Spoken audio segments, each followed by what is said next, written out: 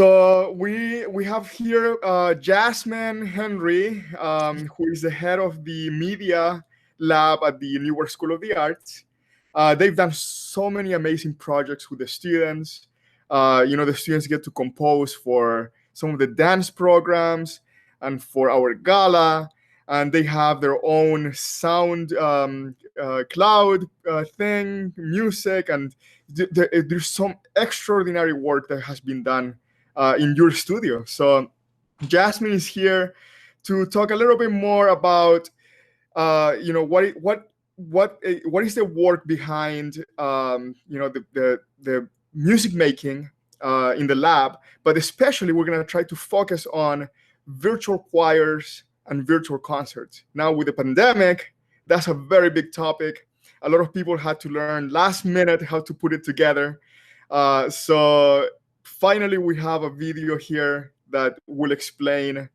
We're gonna go pretty fast because there's a lot of material, Yes. but we're gonna try to explain at least the basics for what it takes to put together a virtual choir, a virtual concert.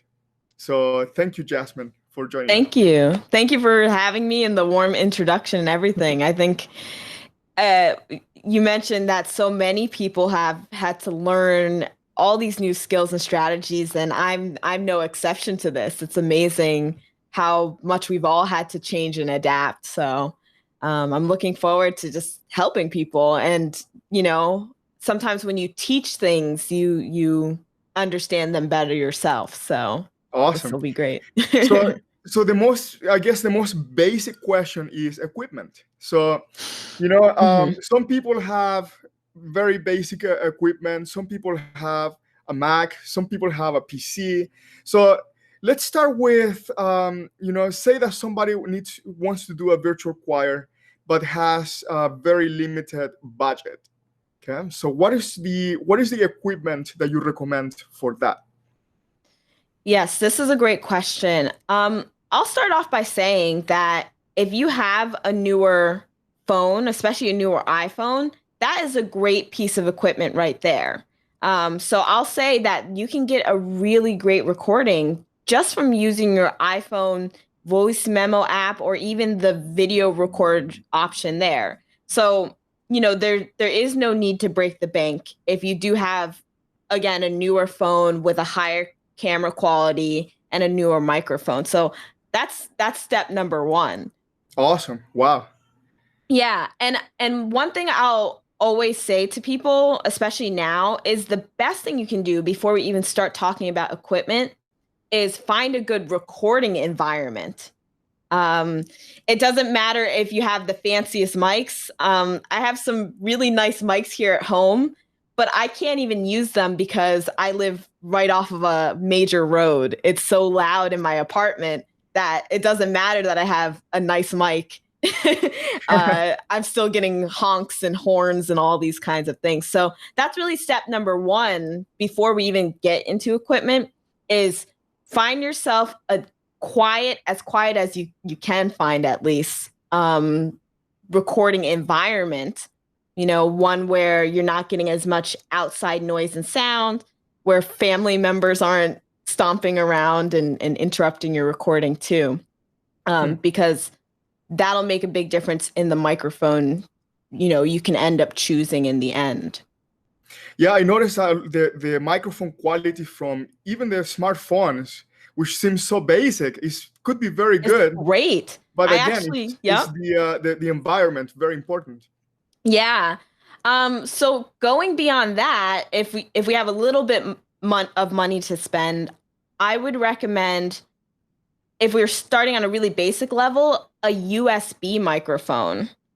Are you hip to these microphones? Yeah, I think, I actually am using one here for our interview. Oh, perfect. Yeah. I'm using the Blue Yeti. Yes. Yeah, that's the one I would always recommend first. How do you feel about it? I love it. It's just you plug it into even anything that has a USB, and automatically the computer reads it. They communicate very well. Yeah, and that's the benefit. That's why I recommend it for lower budget recording, especially because if you get a regular microphone, even like this one I'm talking into, you just need several other pieces of equipment to make it work. You need a cable, you need an audio interface, you know, you need headphone. So then the price rises because you can't just buy a microphone and not have these other pieces. So the USB is great because you just plug it in and it recognizes with the computer. They're generally lower cost, which is nice. And a lot of the major microphone companies that make like studio microphones also make USB microphone models. So I would also recommend that for the like, you know, just on a more limited budget and getting Awesome. started. Now, when it comes to software, what do you again? So let's start with the budget software first, and then the ideal software. Yeah. So this is where the Mac versus PC difference comes in. I definitely think Mac has a great advantage because it comes with GarageBand. And GarageBand is a great free program that has a lot of recording capabilities, editing and mixing capabilities. So that one's a really useful program that's free, and you can, I mean, make professional recordings off of that software. Is that what Um, you use in your studio with the students? I use them for my introductory music technology students. Okay, I usually introduce them to music technology using GarageBand, and then we'll move forward with other programs. awesome. Yep. Let's see. I would also recommend a no, not Adobe. That's a paid one. Um, Audacity. That's Okay, a free PC program, and it's similar to GarageBand, where again it's free, but it has all the editing capabilities, recording capabilities. It's a little clunky to navigate, but this is the program I would usually recommend to people starting off on a PC. It has awesome, all the and it's features, free. but totally So free. awesome. Totally free. Wow. Yeah. What's also cool is that there's quite a few free online audio software programs. So the one I recommend is Soundtrap. That one lets you record, edit, mix, master your songs. And what's great is that it all happens online in a cloud-based system. So, you know, you can do everything over the internet and constantly go back to your projects and they'll all be there. Wow. And there's a free version which lets you do so much, and then you know you could always upgrade to premium models You too. know, we're gonna share the links of this software in the video below. So if people that are interested can just so just check out the description below for this for the links of these videos. Yes, yep. And I actually have one more recommendation too, and this is good for both PC and Mac. And it's a program called Pro Tools First. Hmm. And this is the free version of the industry standard audio editing program.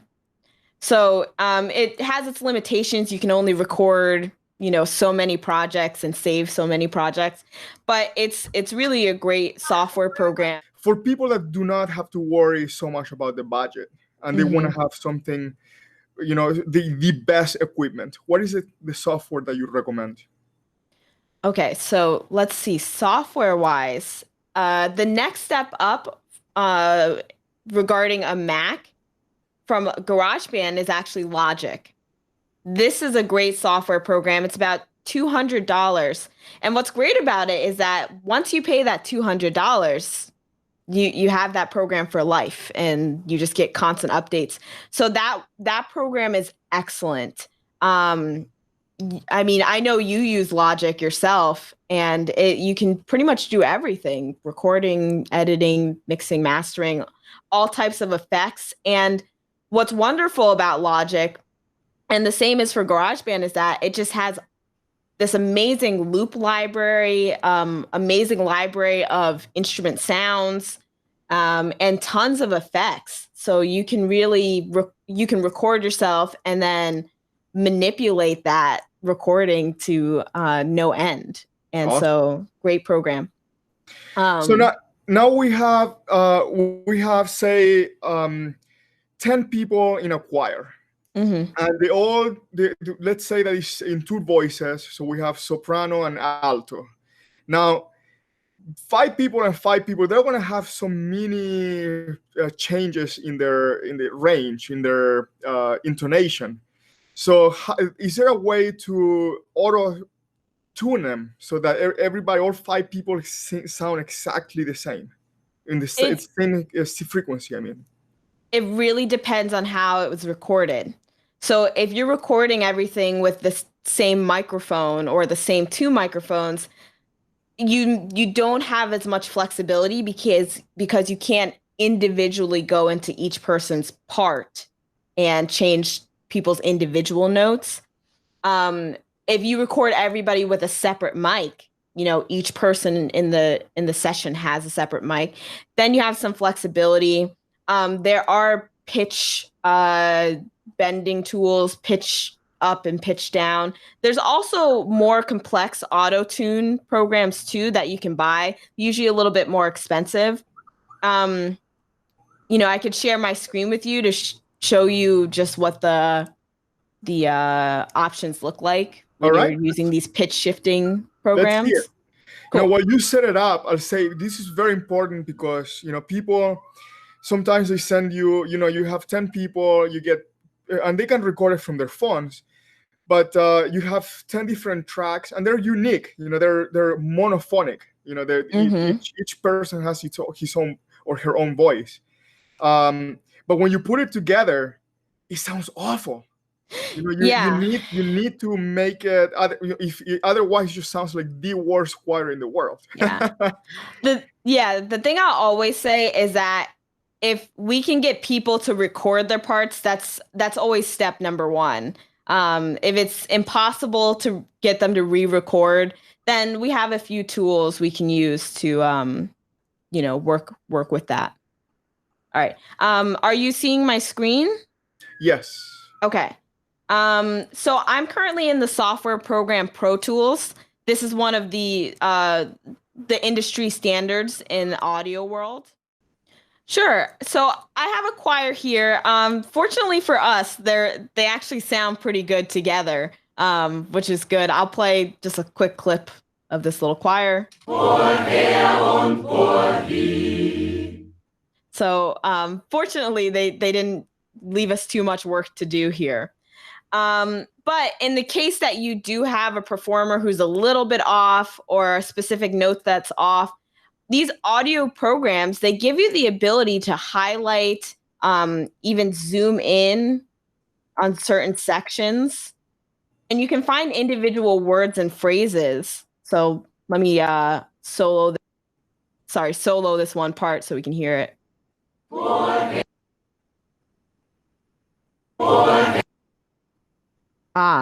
Sorry. These are let's see. Most of these are pretty.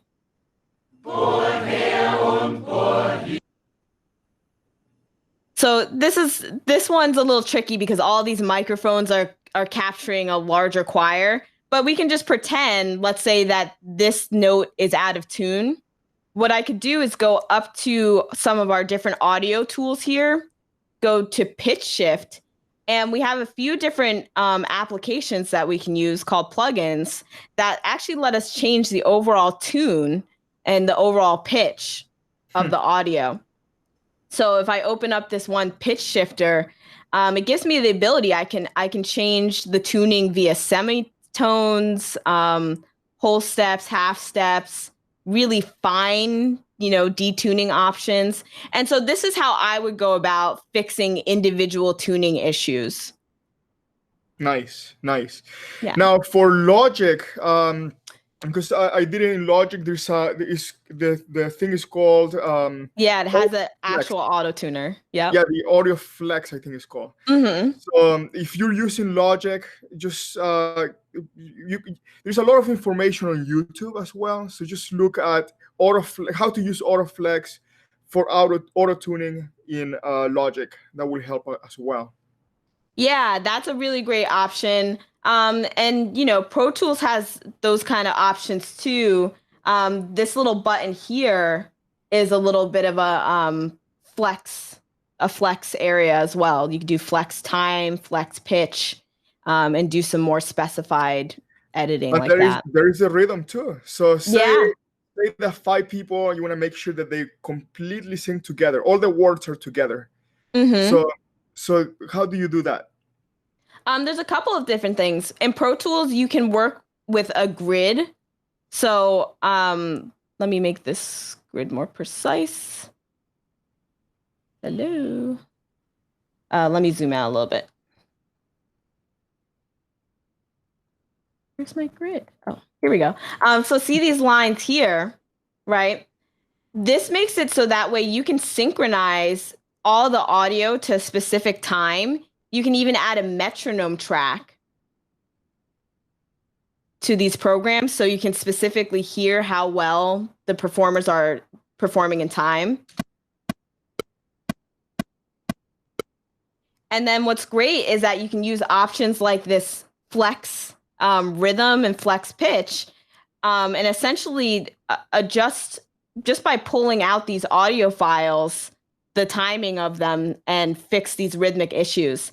I like to do a lot of things manually. So for me personally, I like to zoom in and then make little cuts and actually manually move these audio files around to the right place. Okay. There's another option too in Pro Tools, and this is a lot of programs as well. This TCE, this is called time compression and expansion. And if you click on this, you can actually speed up or slow down entire sections, phrases, syllables, and that's one of the ways you can make a rhythm fit a little bit better if it wasn't performed quite accurately. Wow, that's great. That's great information. Yeah, Awesome. so these programs offer a lot of options for that. So now, all right. So now we have the choir tuned. We have the choir synchronized in tempo, in rhythm. How give us like a tip on a space? Like we want to find a nice like mastering the sound, make it sound good. Either Yes. like a reverb or something, or anything else that you might recommend. So I'll recommend a couple things. Right now, I'm actually in the mixer view of this program. So I'll play a clip just to show you a problem that I created, but that often happens. Oh, this is loud. Hello.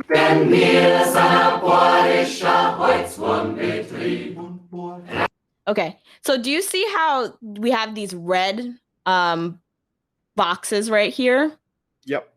This means that the audio is clipping. That means that it's too loud and it's distorting. So that's really step number one to getting clean audio, is making sure that we bring down our audio levels so that way they're not so loud that they create this kind of distortion, right? So now that the green light going up, right? Mm-hmm. What's the range that we're looking for? So this is a great question. So see where the green doesn't reach, right? That's called headroom. That's the amount of space we want to leave so that way we can make sure that when it's time to finalize the sound and make it as loud as possible, we have the space to do that. See where it says 6 here? Or it may be small, but I like to try and leave at least this -6 worth of space here. Okay. Because that's how I can ensure I can get really clean audio and audio that's really loud too. Awesome. Yep. So, the one thing you'll want to do is make sure all of your audio volumes are controlled. You're not getting any distortion or clipping. The other thing I would suggest is equalization. And what equalization is essentially is it's controlling the different frequencies in your audio files. So using this little grid here, I can boost frequencies and I can cut frequencies to help clean up the audio, get rid of sounds that I don't really like or find pleasurable. I can even maybe play an example so that way you can hear me apply the EQ. Wenn wir seiner porischer Holzwurmbetrieb Reinhollerie, vorher und vorhin, Reinhollero, der Polko, der Kro. All right, so hopefully you could hear as I was lifting that one button up, the frequency was changing, the frequency balance. Do you apply different, say, for example, for the bass section in a choir? Do you lower the high frequencies? Yeah. Okay. Mm-hmm. Yep. Generally, what I would do is I like to apply this thing called an LPF. It's called a low pass filter. And what it lets me do is I can cut out any unnecessary frequencies. Because, for instance, if it's the bass part, I'm not really expecting them to sing or have any nice frequencies up here. So if I cut out the frequencies in this bass part, the high frequencies here, then I have more room to boost the high frequencies in the soprano part. So that's a really important part of getting clean audio. And then when you do the soprano line, do you cut the bass frequencies? Yeah, I do the opposite. So pretend this is the soprano line, and I would just apply this kind of filter. And, up until the point where I make sure I'm not cutting out any of the sopranos lines. And what's great about this is I can also, if I say, oh, the soprano sounds really great up here, I can boost those really great sounding frequencies so we get more of them. And I can cut out the, maybe the muddy sounding frequencies that don't sound very good. Awesome. So what's the next step? All right. So the next step after this is if I'm working with a choir, do you see these knobs here? Yes. These are called pan knobs. And basically they let us pan out the sound to the left and the right and the center parts of our headphones or our speakers. This is really important for clarity and quality because think of it this way.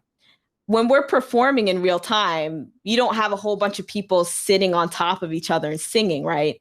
They're all spread out in stereo. So we can mimic this as well. So I can imagine one singer's to the left here, another singer's a little bit closer to the center, but still left, and spread out the singers and their voices to make it sound even more realistic and like a live performance. Awesome. Yeah? That's great advice.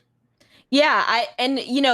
Just doing those things like controlling your volumes, make sure you're not clipping, EQing your sound and panning. If you do those things really well, it reduces the amount of effects you have to put on to correct other mistakes. And that's the best sounding audio is audio that doesn't have a bunch of effects piled on. Yeah. But if we do want to apply an effect, one that's really useful is reverb.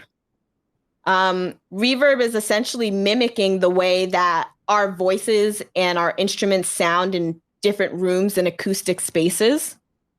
And what's great about this is that since we're in this virtual choir and virtual concert situation now, a lot of us are recording in different acoustic spaces.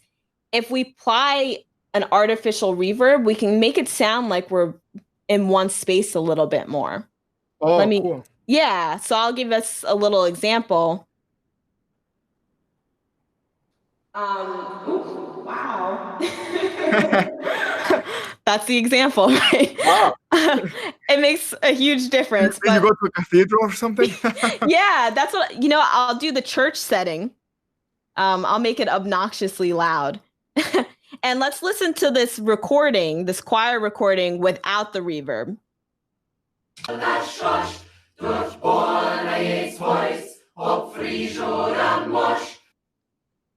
All right. And then let me put this reverb on and give it this sound that sounds like they're all singing in the same church. This is way too much. Oh, no.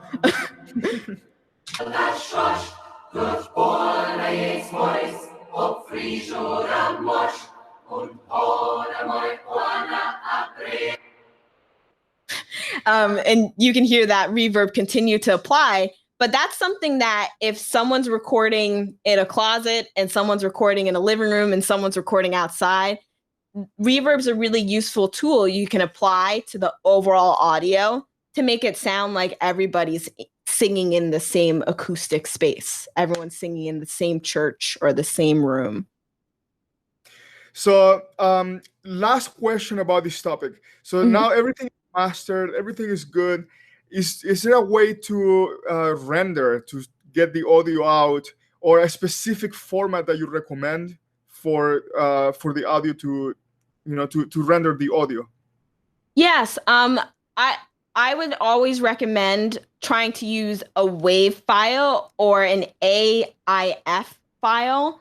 Those are the two highest quality files that you can use.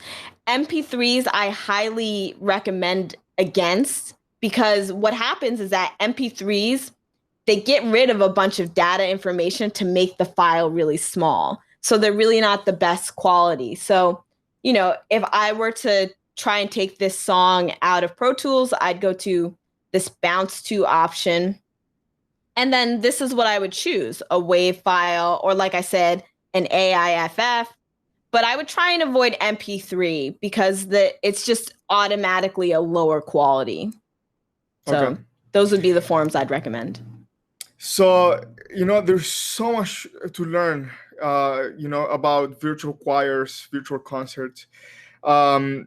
We only got halfway there because we did not even get to talk about video yet. I know.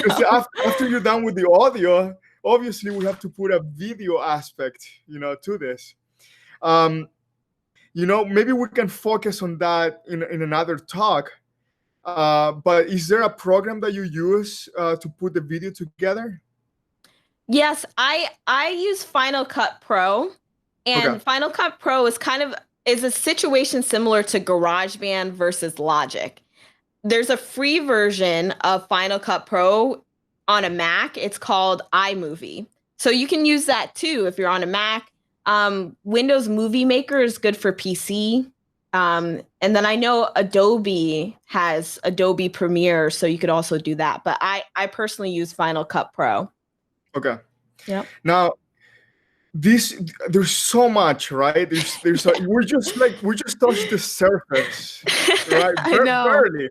So you are gonna be teaching a few courses in the fall. Can you tell us a little bit about, if anyone is interested in learning in more detail, what are the courses that they can take with you? Yes, and we're talking about NSA, right? NSA, Newark School. Yep. So I teach a music production course. We usually call it Music Producers. And this is the class where we go over all of these audio production skills we were just talking about a moment ago. And we have, the full fall and spring semester.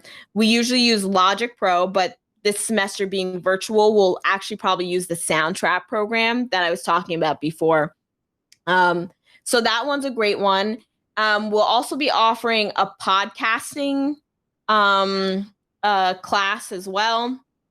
And we offer a DJ Academy course. So these are some of the great ones that help us produce music, put that together. And, everybody has the ability to create. And I think that's worthwhile, especially during these times. That's awesome. So let's leave so people can watch a video or something that you find inspiring, something that you think that the audio mastering, the video is of very high quality.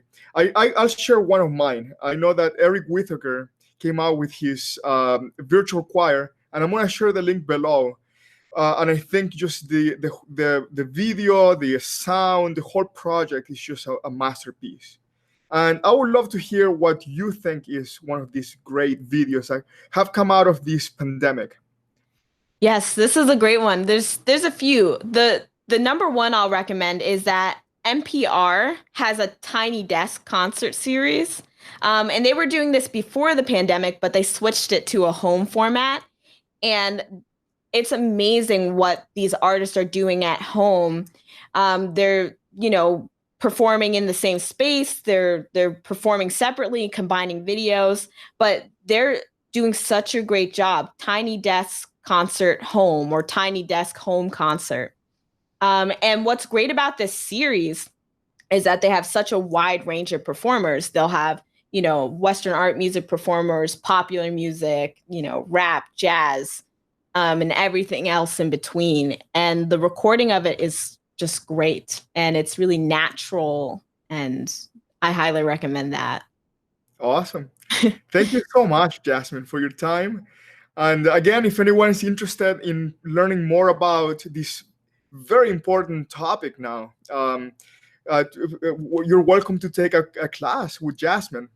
So, yes, please. You're more than welcome. Please, we can spend all the time in the world working through this complex world, but super fun world of audio production and music production. So, and we'll do part 2, and we're gonna concentrate on video next time, a little bit more on that. Yep. Excellent. Thank you so much, Jasmine. Thank you for having me. It was a pleasure.